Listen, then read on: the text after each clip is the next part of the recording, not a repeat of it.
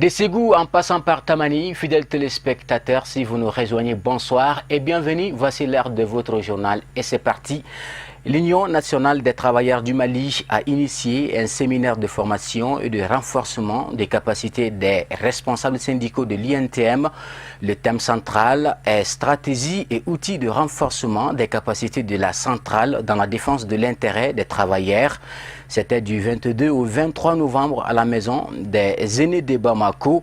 Pendant 2 jours, les participants ont acquis une nouvelle énergie dans la compréhension et la nécessité pour la centrale de jouer tous ses rôles, toutes ses fonctions dans la défense des intérêts des membres.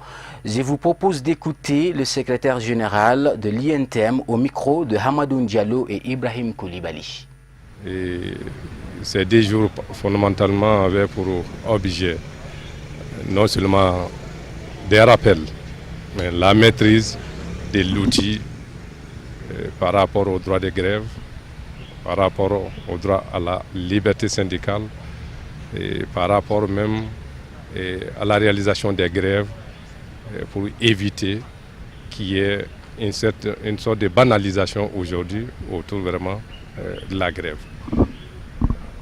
Alors qu'il parle de ces réalités, forcément, il faut faire allusion aux conventions, il faut faire allusion aux lois du pays, aux recommandations et aux règlements.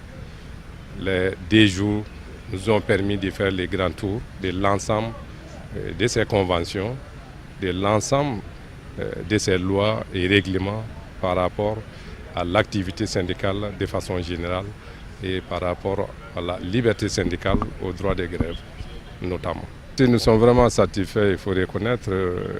L'objectif c'était que les gens soient vraiment au même niveau d'information. Vous avez suivi ces derniers temps les fréquences des grèves.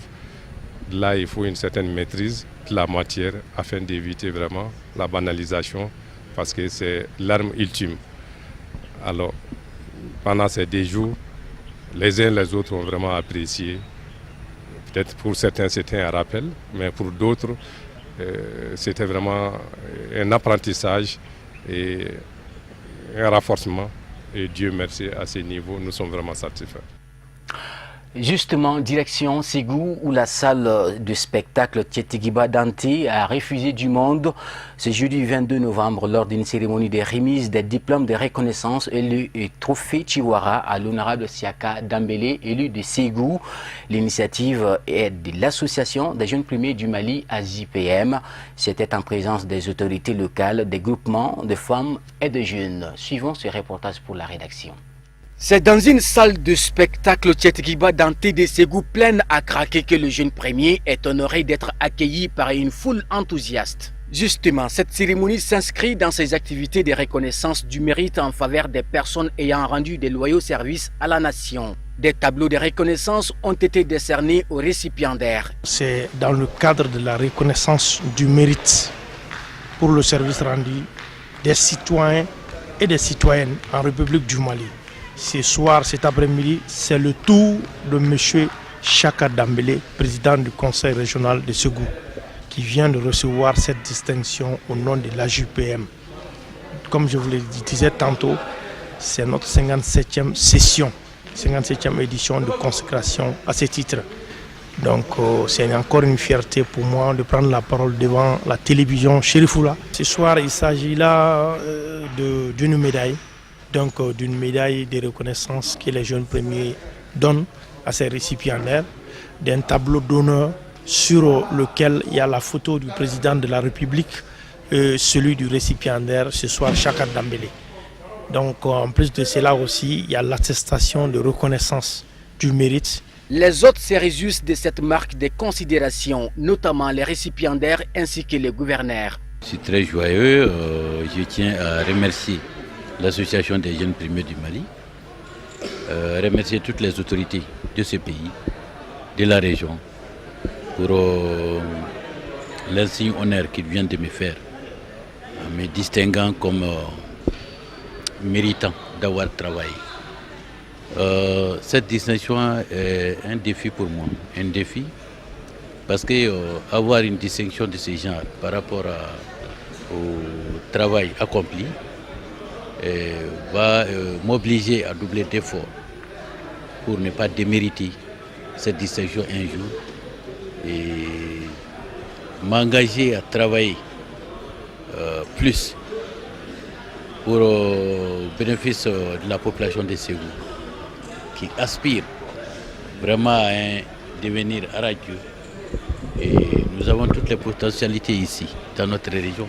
Il s'agit de les mettre en œuvre.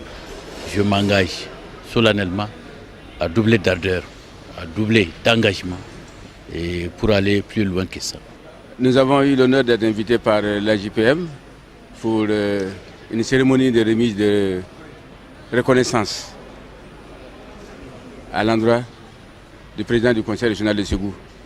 Une cérémonie de reconnaissance de ses qualités de dirigeant, de ses qualités de travailleur et des résultats obtenus pendant ces années où il a présidé à la destinée, je veux dire, du Conseil régional de Ségou. Donc c'est un événement tout à fait particulier. Il convient de noter que cette association qui entend mener ses activités sur toute l'étendue du territoire national est créée depuis le 5 octobre 2012.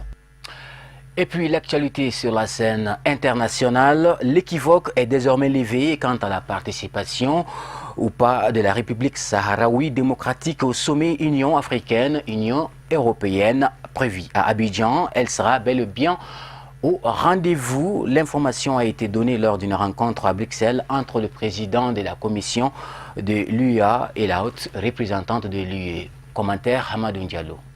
La Commission africaine et l'Union européenne ont annoncé que la République arabe sahraoui et démocratique participera au sommet Union africaine, Union européenne d'Abidjan les 29 et 30 novembre. Le Maroc, qui réclame l'exclusion de la République arabe sahraoui et démocratique de l'Union africaine, ne boycottera pas le sommet. Il sera même représenté au plus haut niveau. Je me suis rendu moi-même au Maroc et j'ai rencontré le roi le 3 novembre. Je crois que la position de l'Union africaine a été acceptée par l'ensemble de ses membres, a assuré Moussa Faki Mahamat, président de la Commission africaine. Même son de cloche du côté européen. Nous avons exprimé le souhait que tous les membres soient présents, mais pour nous, il était clair que la décision était africaine, a déclaré Federica Mogherini, haute représentante de la politique extérieure et la sécurité de l'Union européenne. L'Union européenne a soutenu le travail que Moussa Faki a effectué ces derniers mois pour résoudre une question qui s'annonçait compliquée.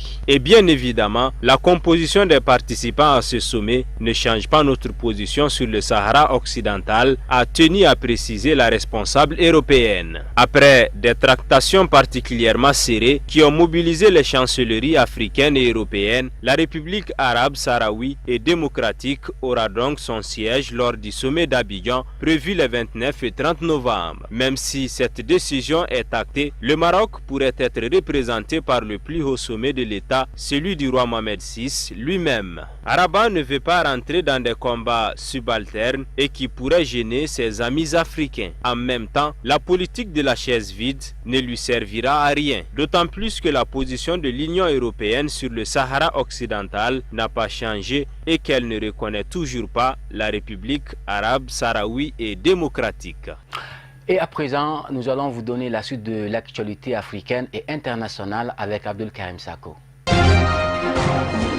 Suite à la diffusion des images des migrants africains vendus aux enchères comme esclaves en Libye, le Rwanda s'est dit prêt à accueillir jusqu'à 30 000 migrants sur son sol suite à l'appel lancé mardi par le président de la Commission de l'Union africaine. Une annonce faite mercredi par la ministre des Affaires étrangères Louise Mushikiwabo, précisant que les moyens et les modalités sont encore l'objet de discussions. Au-delà de l'accueil de 170 000 réfugiés burundais et congolais, le Rwanda abrite 8 000 demandeurs d'asile selon le HCR. Le gouvernement libyen d'union nationale a assuré que les conclusions de l'enquête ordonnée sur des cas d'esclavage en Libye ne seront tardées et que les responsables seront traités sans indulgence, a annoncé jeudi Al-Arif Al-Khoja, ministre de l'Intérieur du gouvernement d'union nationale, assurant lors d'une conférence de presse à Tripoli que des directives claires ont été données pour qu'une enquête fasse la lumière sur cette affaire et identifie les responsables de ces actes afin qu'ils en répondent devant la justice. La diffusion des images a suscité des réactions mondiales. Des personnalités politiques ou issues de la société civile, mais aussi des footballeurs célèbres, se sont exprimés pour dénoncer la vente des migrants africains comme esclaves en Libye.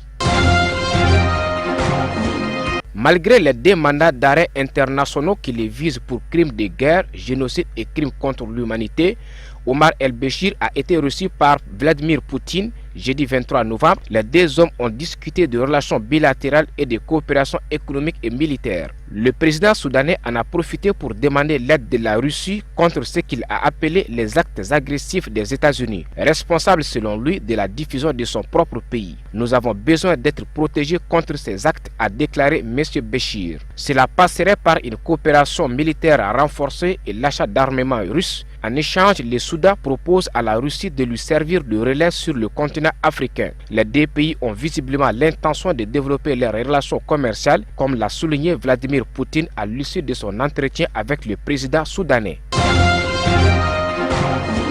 Au Sénégal, l'Assemblée nationale est convoquée ce samedi pour voter pour ou contre la levée de l'immunité du député maire de Dakar.